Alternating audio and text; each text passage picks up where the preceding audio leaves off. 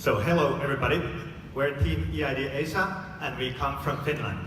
We have built a formal digital ID system for the underserved. Here's Bayani. He's a father of two and he doesn't have proper ID. The lack of ID makes Bayani and his children excluded from many social services and financial services. And we were wondering how come that Bayani doesn't have an ID. And before coming to Manila, we thought that the major barrier for Bayani not having an ID is cost.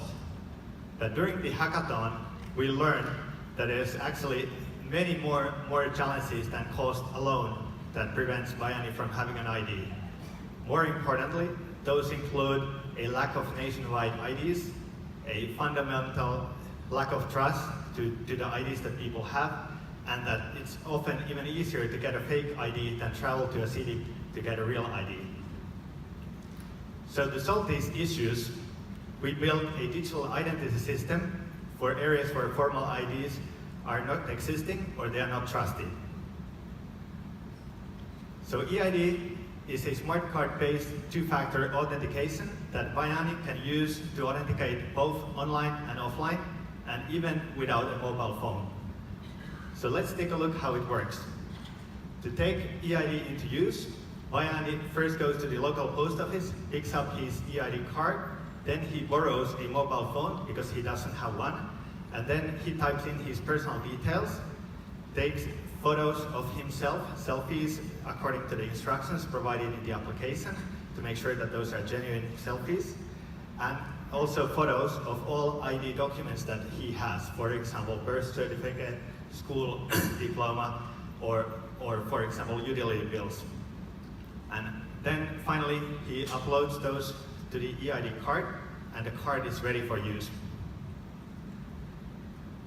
Then, now Bayani has a means to authenticate online for services like financial services that require strong two-factor authentication. So now he can send and receive cash with Padala system, where we built a demonstration how that works. So now he can receive more easily money from his cousins living abroad. But eID works also offline. So when Bayani goes to visit a bank, he presents the card to the official, and the official can use her Android phone to check that the photo matches with Bayani's appearance, and that way authorize Bayani.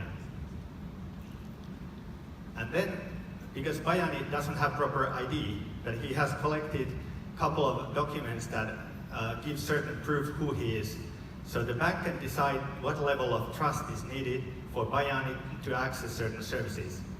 So this is the incentive for Bayani to collect as much information and data about his identity to the system to access more demanding services.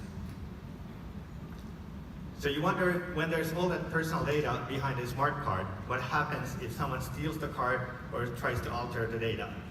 The good news is that nothing happens. We have used public key infrastructure, the same that is used in electronic passports, that makes it mathematically impossible to copy the card or misuse it.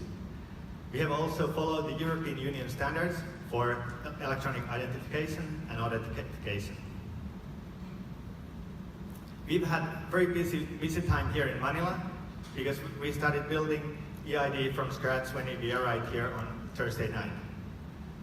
Now we have a prototype system ready with 3 use cases, and we are ready to pilot the system with real users in a couple of weeks. So this is our team, and we have first-hand experience from developing an electronic ID system to a major bank in Finland. We also have all the skills that are needed to develop eID to a commercial product. So this was eID, a formal digital ID system for Bayani and other underserved. And we are here looking for partners to bring eID to the underserved and test it with real users. So please get in touch with us. Hello@eID.asia. Thank you.